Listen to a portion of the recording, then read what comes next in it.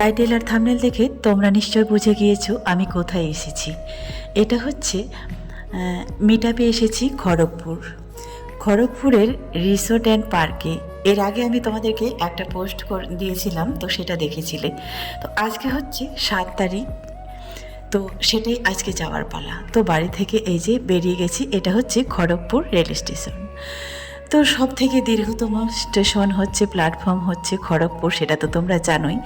এমনিতেই আমার দেরি হয়ে গেছে একটু, ট্রেনটা লেট ছিল আধ ঘন্টা। তারপরে আবার কি বলতো, লোকাল ট্রেন, বুঝতেই পারছো, একটু ওইখানে মেদিনীপুরে লেট হয়ে গেছে। এখন যখন আমি হাঁটছি, এখন বাজে প্রায় ওই 1:10-15 এরকম বাজে। এতক্ষণে মনে হচ্ছে প্রোগ্রাম শুরু হয়ে গেছে। তো আমি এখনও খড়গপুরেই আছি। তো যাই হোক, ট্রেনে বাসে কোথাও গেলে আমার মনে হচ্ছে সবসময় আধ ঘন্টা হাতে রেখে আগে থেকে বের হতে হয়, কারণ বলা তো যায় না ট্রেনও লেটে আসে, বাসও ধরতে পারবো কি না, পাবো কি না, এরকম প্রবলেমগুলো কিন্তু লেগেই থাকে। সেটা আগে আমার ভাবা উচিত ছিল। সেটা আমি কি ভেবেছিলাম, এর আগে তো আমি মিটআপে গিয়েছি, মানে ঠিক সময় হাজির হয়েছে। যেমন ঘাটালে মিটআপে গিয়েছিলাম, ঠিক সময় গিয়েছিলাম। চন্দ্রকোনা রোডে, সেখানে আরও মনে হচ্ছে 10 মিনিট আগেই পৌঁছেছিলাম। কিন্তু একটা কথা আমি ভেবেছিলাম যে এটা তো আমার বাড়ির পাশে, তাহলে খুব দ্রুত পৌঁছাতে পারবো। আজকে কথাটা প্রমাণ হলো, যারা বাড়ির কাছে তারাই কিন্তু ট্রেন মিস করে। কথাটা কিন্তু সত্যি কথা, আজকে আমার কাছে প্রমাণ হলো। তারপরে এখান থেকে নেমে খুঁজছিলাম টোটো কোন দিকে আছে, রিক্সা কোন দিকে আছে। আসলে আজ থেকে করোনার আগে আমরা কিন্তু এই খড়গপুর দিয়ে যাতায়াত করতাম। বেশ কিছুদিন হলো খড়গপুরে আর আসা হয়নি, তাই মনে হচ্ছে সব কিছু নতুন লাগছে, আর মনে হচ্ছে চেঞ্জ হয়ে গেছে সব কিছু। আসলে একটু তো যদিও চেঞ্জ হয়েছে, তারপরেও বহুদিন পর আসছে তো আর বুঝতেই পারছি না। তো চলো, এবার ফাইনালি টোটোতে উঠে গেলাম, খড়গপুরে যাচ্ছি। ওখান থেকে আরও বেশ কিছুক্ষণ যেতে হবে। তো এই রিসোর্টটায় যাব আর কি, বসুন্ধরা রিসোর্টে। সেটা হচ্ছে ওই কি বলে, রেলওয়ে গেটের ওই দিকে। যেহেতু আমার এটা জানা নেই, খড়গপুরে আসলেও তো আর প্রতিটা জায়গা ঘোরা হয় না, আর খড়গপুরটা তো বিশাল বড় এরিয়া। যারা খড়গপুরে আছো, মেদিনীপুরের মধ্যে আছো, তারাই জানো, ছোটো মোটো এরিয়া না, খুঁজেও পাবো না, বোঝাও যাবে না। তাই ওখান থেকে টোটো নিয়ে গেলাম। আর এখান থেকে টোটোটা প্রথমে চাইছিল একজন 200 টাকা খড়গপুর, তো বুঝতেই পারছো, আর সেটা ভিডিওতে বললাম না। একজন দাদা এসে চাইলো যে 200 টাকা। তারপরে আমি বললাম, আমাকে তো ও ফোন করে বলেছিল যে দিদি, ট্রেন থেকে স্টেশনে নেমেই 20 টাকা লাগবে, ভাড়া তুমি চলে আসবে। তারপরে দেখছি প্রথমে চাইলো 200 টাকা, তারপরে আরেকজনকে ডাকলাম, সে বলছে 100 টাকা। তারপরে চলে আসলাম খড়গপুর বাস স্ট্যান্ড থেকে 2-1জনকে জিজ্ঞাসা করার পরে বললো ওখানে গেলে 100 টাকা মতো ভাড়া চাইবে প্রত্যেকটা টোটোওয়ালা। তো তুমি বলবে 80 টাকা দেবো, তারপরে কিন্তু চলে যাবে। তো দেখো, ফাইনালি চলে এসেছি। যখন আমি এসে ঢুকলাম, তখন কিন্তু এই অতিথিদের আপ্যায়ন করা হচ্ছে। তো তারপরে আজকের বিশেষ অতিথি ছিল সুকুমার ভাই আর সৌমাল্য দাদা, এরাই ছিল বিশেষ অতিথি। তো এইমাত্র আমি এসে পৌঁছালাম, আমার অনেক দেরি হইলো। সবাই যদিও বলছিল যে তুমি এত কাছে, তারপরেও এতটা লেট করলে, কি করব বলো। তখন তো আর এরই মধ্যে সবাইকে আর ওই কথাটা বলতে পারিনি যে আমার এই প্রবলেম হয়েছিল। যাই হোক, তো একটু লোক অভাব ছিল এখানে। তো যাই হোক, সব দিক থেকে তাও ঠিকই ছিল। তবে আমরা যাওয়ার পরে পুরস্কার বিতরণ হয়েছিল সমস্ত। ওরাও মনে হচ্ছিল আমার তখন একটু আগে স্টেজে উঠলো, কারণ সৌমাল্য দাদা নাকি এখন কলকাতায় থাকে। জিজ্ঞেস করেছিলাম, ও তো আগে নদিয়ায় থাকতো। তারপরে জিজ্ঞেস করলাম যে এখন ভাই কোথায় থাকো, বলছে এখন আমি কলকাতায় চলে গিয়েছি। আর সুকুমার ভাই এসেছে, এই যে কথা হচ্ছে। আসলে তারপরে এই যে বেশ কিছু কথা হচ্ছিল, আমি তার প্রত্যেকটা লাইভে জয়েন করি, প্রত্যেকটা ভিডিও দেখি, যে কোনো ফোন দিয়ে দেখি। আর কমেন্ট করা হয়নি রোজ হয়তো, কিন্তু একটা সময় রিপ্লাই করতো। আর বেশ কিছুদিন হলো আমি শুধু দেখে যাই, কমেন্ট করি না। আসলে আমি প্রথম রোস্ট করতে কিংবা রোস্টার যদি দেখি, এই সৌমাল্য ভাইকে দেখেছি, দাদাকে দেখেছি, এরই ভিডিও প্রথম দেখেছি। তো চলো, এই কথা বলে কিন্তু খুব ভালো লাগলো। আসলে আমরা প্রত্যেকটা কন্টেন্ট ক্রিয়েটারকে যখন আমরা ভিডিওতে একরকম দেখি, যখন কাছে এসে কথা বলি তখন কিন্তু অন্যরকম দেখি।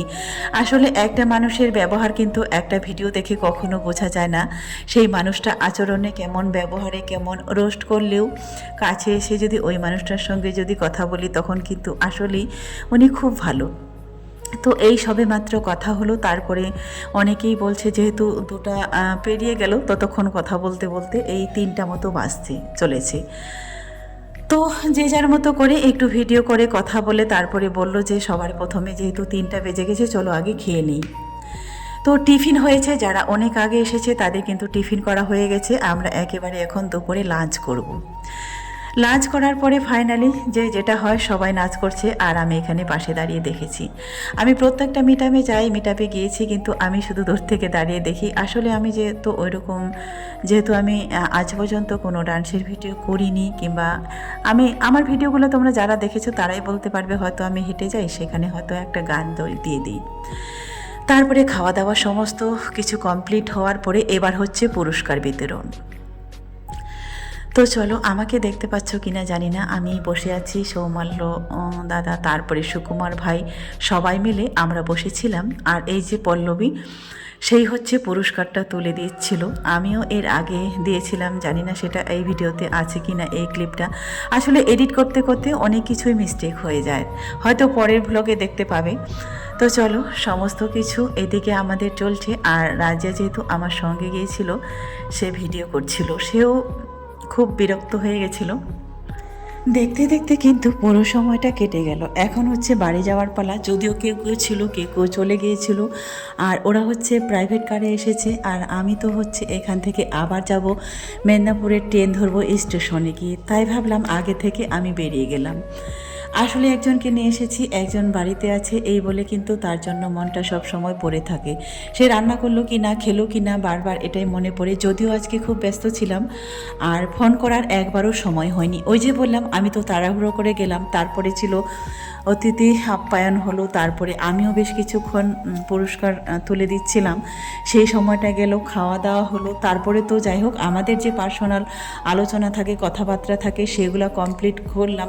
তাতে কিন্তু দেখতে দেখতে মোটামুটি প্রায় 5টা বাজতে যাচ্ছিল।